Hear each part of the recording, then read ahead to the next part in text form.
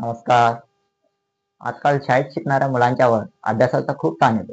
त्यात शाळेतील गृहपाठ, स्पर्धा, प्रोजेक्ट त्यामुळे नेहमी मुलांना काही ना काही काम असते आणि प्रोजेक्ट म्हटले की मुलांना मजा येते कारण त्यातून नवीन काहीतरी शिकता येतं. पण या प्रोजेक्टच्या मागे घरच्यांची खरी डोकेदुखी चालू होते. शाळेने प्रोजेक्ट द्यायचे, पण साहित्य आणायचे आई-वडिलांनी. चित्रे काढायची, चार्ट बनवायचे, मॉडेल तयार करायचे. हे सगळं घरच्यांना करून घ्यावं लागतं. मुलं एक पाय आत एक पाय बाहेर शाळेतून आल्यावर म्हणतात, आई मला उद्या शाळेत प्रोजेक्ट करून घेऊन जायचं आहे. मग काय आई वडील दुकाने शोधत फिरतात. जे काय साहित्य लागते प्रोजेक्टला ते सगळं विकत घेऊन येतात. अनेकदा रात्री घरात उशिरापर्यंत हे काम चालू असते. प्रोजेक्टच्या तयारीत आईचे स्वयंपाकघरातील काम अर्धवट राहते आणि बाबांना टीव्ही पाहायला मिळत नाही.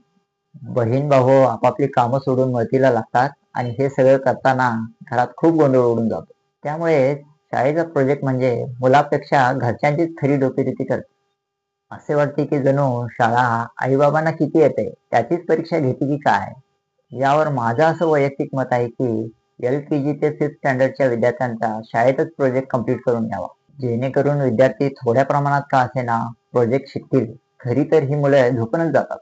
त्या प्रोजेक्टमधील त्यांना काहीच कळत नाही. तो प्रोजेक्ट कसा बनला आहे ते. निदान शाळेत तरी कळेल व ते शाळेत बनवण्याचा प्रयत्न नक्की करतील. भलेही थोडेसे चुकले तरी निदान मुलांची क्रिएटिव्हिटी तरी वाढत जाईल. आणि 6th ते 10th या मुलांना घरी प्रोजेक्ट दिले तरी चालेल.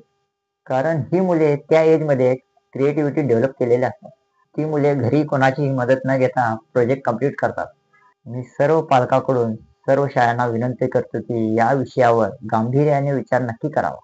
पालकांनो तुमचं काय मत आहे याबद्दल कमेंटमध्ये नक्की लिहा. प्रोजेक्टच्या निमित्तानं मुलं काहीतरी नवीन शिकतात.